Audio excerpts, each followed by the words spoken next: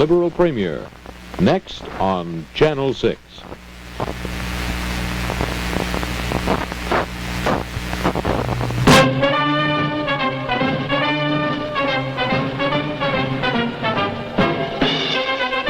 Everyone calls him Joey Smallwood, even his political enemies who called him Judas Iscariot, Quisling, when he fought to bring Newfoundland into confederation with Canada. And now, 16 years later, they call him a dictator too. Premier Smallwood is 64. He's a former newspaper reporter, radio storyteller, pig farmer, author, and labor organizer. His supporters look upon him as a brilliant, shrewd, compassionate, and consummate politician, the savior of Newfoundland. And Joey Smallwood these days is fighting the second great battle of his life, one that will mark him as either a great Canadian or a visionary before his time, or perhaps both. Mr. Smallwood's fight is for power, this kind of power, a mighty 6 million horsepower from the Hamilton Falls, soon to become Churchill Falls in the midst of Labrador. He's determined the British Newfoundland Corporation, Brinko, a company that was largely his idea in the beginning, must not only develop the power but transmit it down a shockingly expensive route through the Atlantic provinces to New York. It's the biggest single power development in the Western world and the most expensive private financing project in history. Brinko, the company, favors a shorter, cheaper route through Quebec, which would buy the power, but negotiations have broken down. So Premier Smallwood says, forget Quebec. Brinko will build down the East Coast or someone else will do the job. The cost is astounding. $600 million to develop the power, $700 million to transmit it, and perhaps another $700 million to develop a further 3 million horsepower below the falls. The power would not only feed the hungry homes and factories of New England and New York, but boom the economies of the 4 Atlantic provinces. It's a bold concept and a fight typical of Joe Smallwood.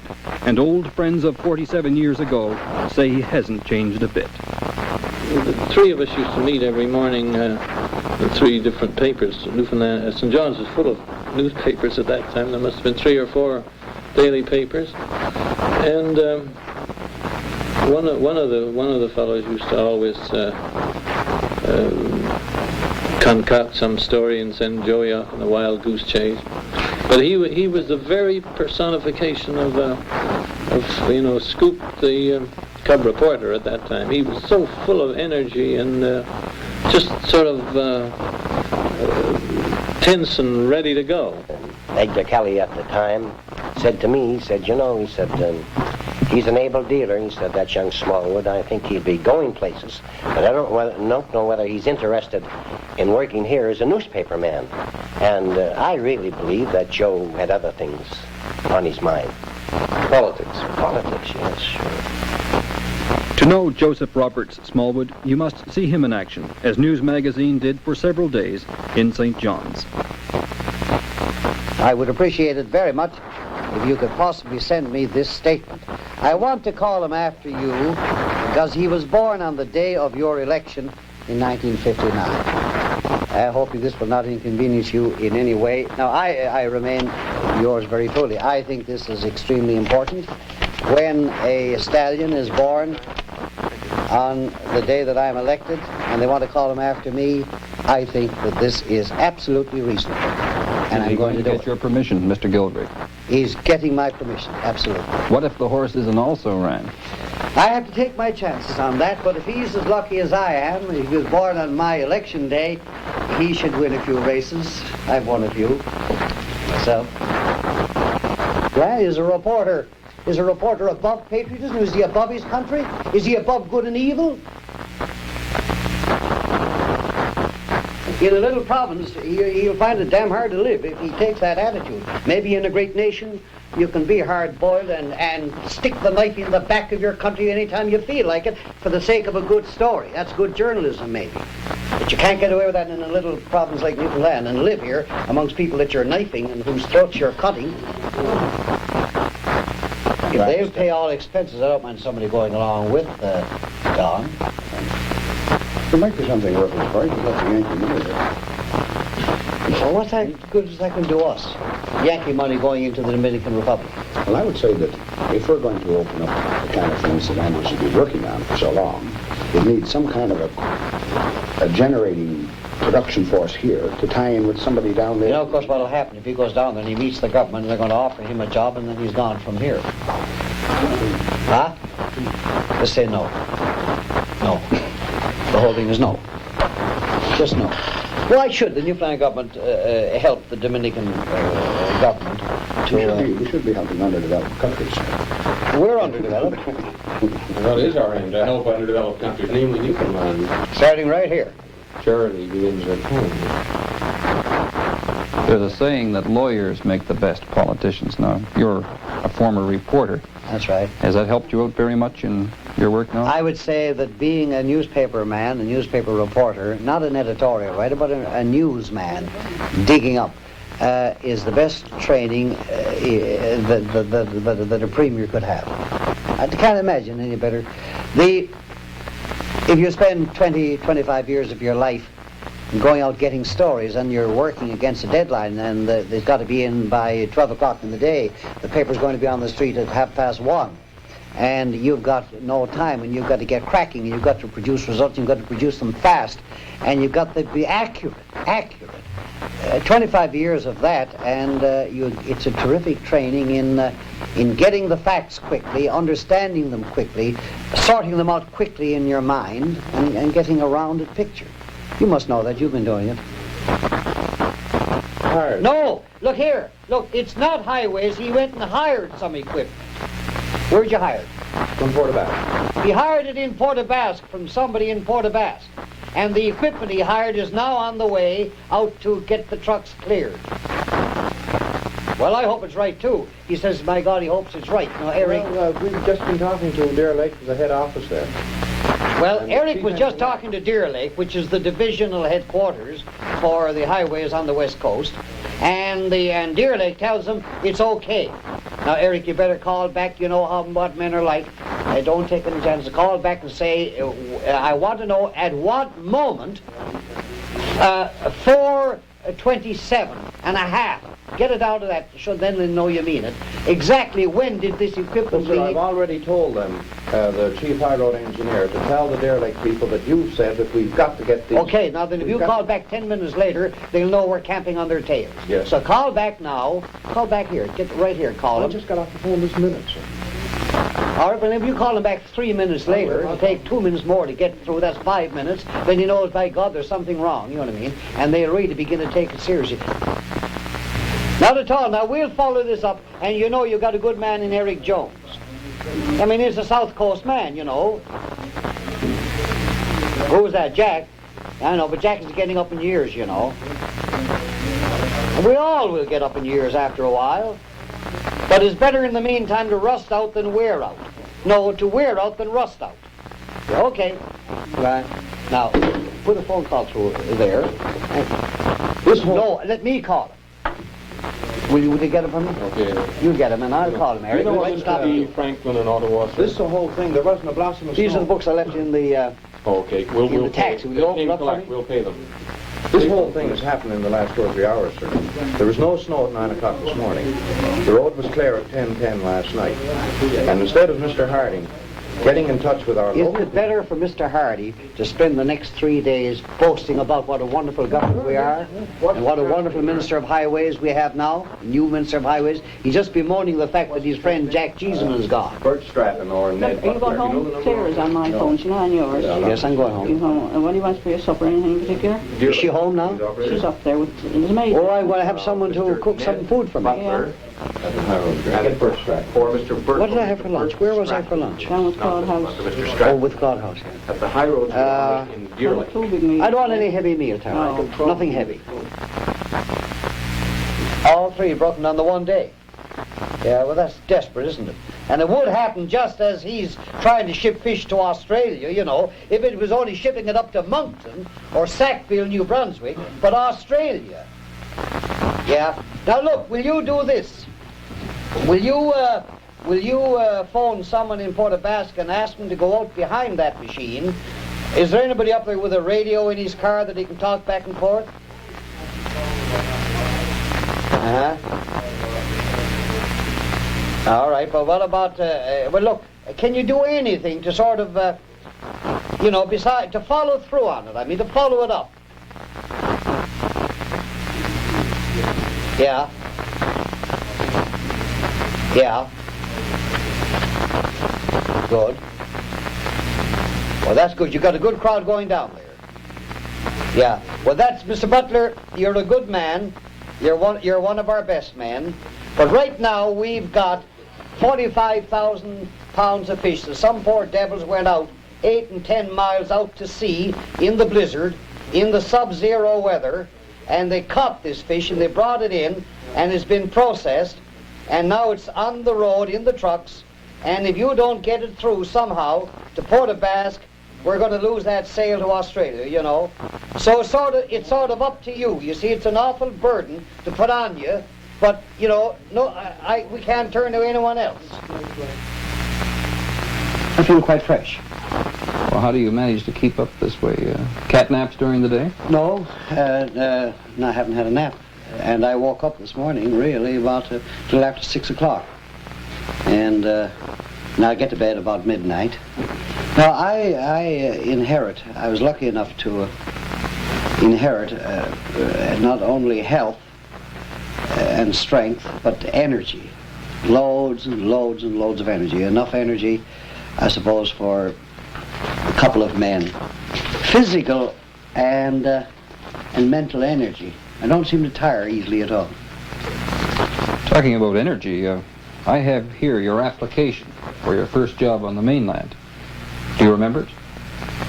The Halifax Herald. Yes. You said, 1920. Yes, you said, I'm a hard worker. This sounds like a matrimonial advertisement. And I am, if anything, a little too enthusiastic. That could be true still. How do you look upon yourself? What were the happiest days in your life? In my life? Mm-hmm. Just about every one of them. I have known unhappiness only very rarely in my life. One or two tragedies that I was involved in. Otherwise, I had another terrible day once. It happened after I was in office, and one of my colleagues, without any warning at all, just stood up in the house and resigned. He did. He stood up and he said, Mr. Speaker. And then he stopped and he leaned down and he whispered to me. He gave me notice of his intention. He said, I'm going to leave your government. I'm sorry, but I'm going to leave your government. He stood up and made his speech resigning. That shock, that was a terrific shock. I've had 2 or 3 shocks like that, but except for these, I've never been unhappy. I've always been very, very happy. You are somewhat naive in picking friends, that you're too trusting. Yeah, I think that's a fair criticism. I think it's been very, very often true. Very, very often. I'd rather trust a man than not trust him. I'm not naturally suspicious. I hate like poison to find that a man that is not, decent and civilized and honorable and dependable. I assume that every man is. And you get let down, more than once, because not all men are dependable, but you sleep at night. When you were young, if you had any idealism at all and you didn't have sympathy for that, well, you were hardly fit to live. If 180 or 200 million people set out in a revolution to change the face of the earth, if you haven't got sympathy for their effort, I tell you quite frankly, I have a great deal of sympathy for the Chinese, what they're attempting to do. I have a great deal of sympathy for the Cubans, what they're attempting to do. And wherever any people attempt to, by revolution or otherwise, to change that is if they're bad to begin with, they try to break their chains and try to emancipate themselves, I'm all for it. But this doesn't mean that I'm a communist, or ever meant that I was one. I never was one. But I was a bit to the left, all right. No, it was just life in general all around me. I thought I saw injustice everywhere. I thought I saw thousands of people that didn't have much of a break in life.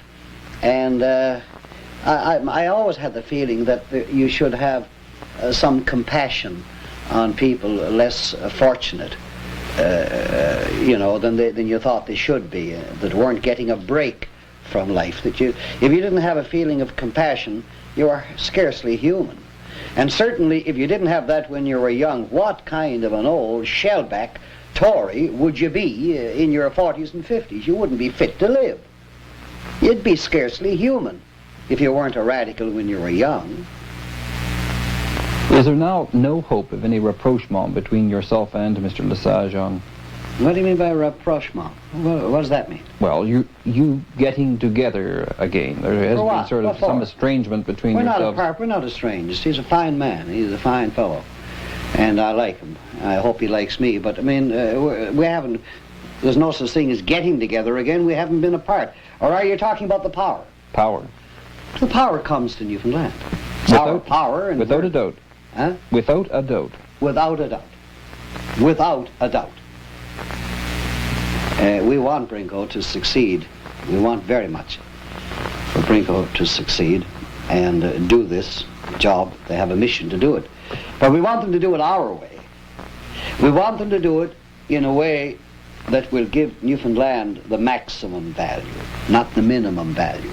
Not give Quebec the maximum and Newfoundland the minimum, but give Newfoundland the maximum value, and Nova Scotia the maximum value, and New Brunswick, and Prince Edward Island. There's 4 of Canada's 10 provinces.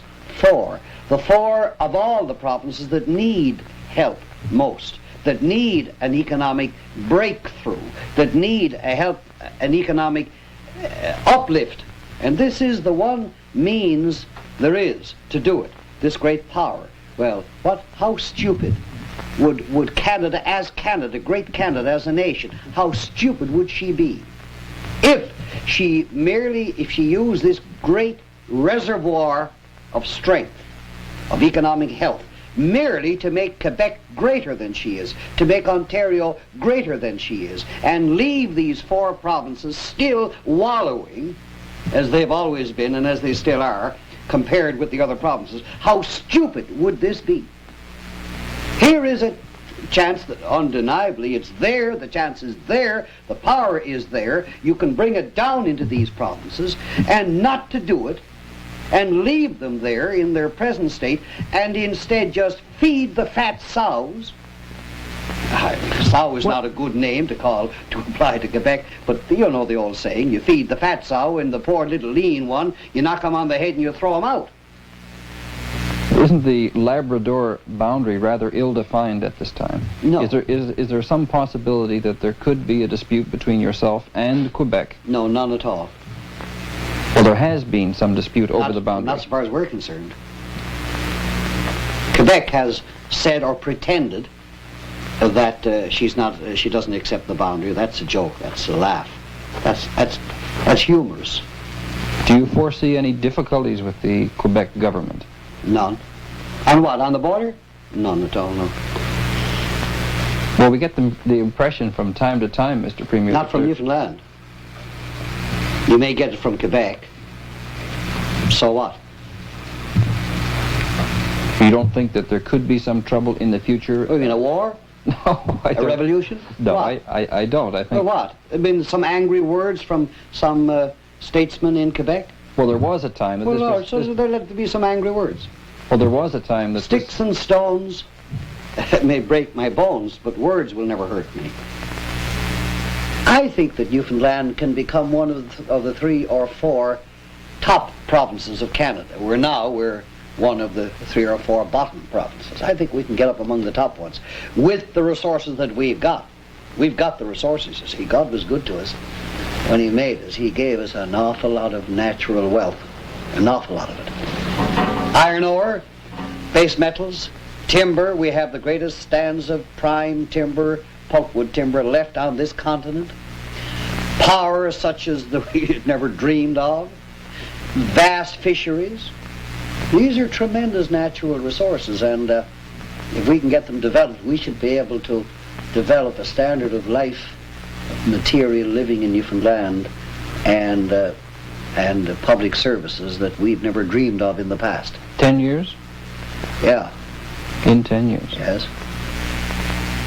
Mr. Premier, we've been giving you an extremely candid way over the last few days, and this can be dangerous for a politician. Why do you let us do it? I like it. I suppose it's the ham actor in me, you know.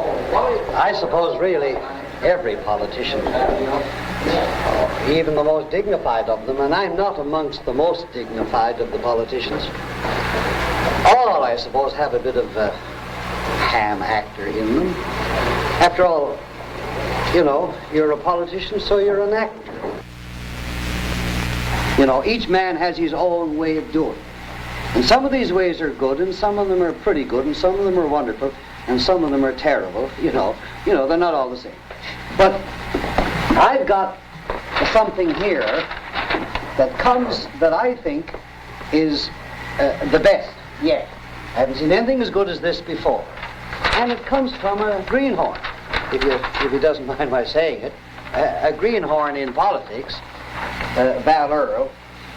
And Val has taken his district of Fortune Bay, and he's put on one sheet of paper in the form of a map what he wants done in that district for the next 5-10 years. And I've had a copy made for each one of you, and I'm going to ask you as a favor to do the same thing, each of you, for your constituency that Val Earl, our colleague, has done for his constituency. Be ready to be called together at a moment's notice, because, Mr. Speaker, this project must start this year. If it does, the first power won't be available for sale before 1970. It'll take this year, and 66, and 67, and 68, and 69, 5 years, to bring the first couple of million horsepower down through in 1970. And we can't lose a year. It's too dangerous to lose a year. It's too dangerous. There's too much at stake for the people of this province to take the chance of losing a year. Mr. Smith, you should do something with your colleague who wanted to know if we had any territorial ambitions. You should throttle him. You see what he made me say? Yes, and you want to take me out, and I thought you liked me. Well, so I do, but you throttle that colleague of yours who made me say that. Oh, yes, but you left it. You have no ambitions on the Avalon Peninsula at all. No, there are none to get. We have them all. No, you haven't. Well, St. John's, we have to give St. John's a few. Full credit, what? Yeah. Yeah. Oh.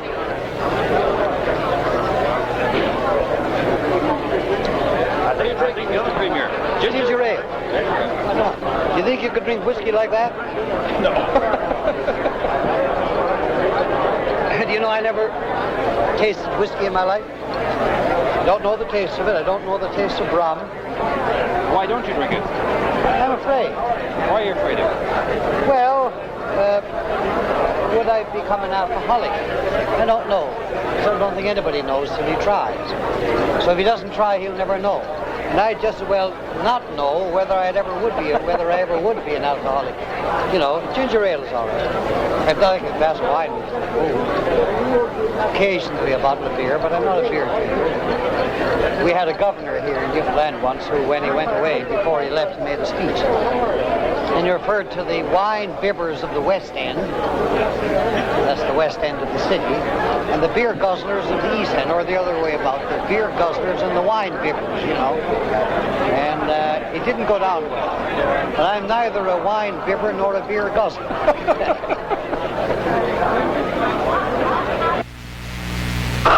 We've been in pigs, and it was too marginal. We made a little money out of it, but not enough for the amount of money you had to borrow, the amount of capital you had to invest. And so we turned the buildings over to poultry, and we've done better. But we want to go back into pigs. I like pigs. Your critics say that you would never have had this farm, this poultry ranch, if you had not been Premier. Oh, I think that's probably true. When you are a Premier, you can go to any bank, if they listen to you, But it is true. What I usually do, I succeed in, usually, not always. And if I'd never been premier and had wanted to build a poultry place, I think I would have built a poultry place, but not as quickly and perhaps not as big. If you do all these things that you say you're going to do, particularly bring Hamilton Falls power down through the Maritimes, do you realize that you'll be one of the great Canadians? Well, there'll be big things. There'll be great things. No great thing is done by any one man. There has to be a conductor in every orchestra. Perhaps I will have turned out to be a good conductor. Look, I'm not vain about it. I do want my name to stand up for my family's sake, grandchildren. But I'm not too romantic about it, and I'm much more concerned with the inch before the saw, actually getting things done, than I am with my name and with fame and all that sort of thing. Much more interested in just getting it done. Although I'm not a fool, and I know that anyone associated with a great cause is more likely to be remembered than people who are not. And I'd like to be remembered, yes. What do you think of the road today? The road is slippery. You have to be careful. Let's hope we don't end in the ditch. Do you go in the ditch very often on this road? About once a year. Once a year. And I've had this year's quota already. Yeah. So unless I'm going to break my record, I won't be in the ditch anymore this winter. Touch wood. By the way, if you're wondering what happened to that load of fish stuck in the snow near Port aux Basques, it got through. It was loaded here in St. John, New Brunswick aboard the City of Adelaide and is now on the high seas for Australia. Some things Joey Smallwood doesn't leave to chance.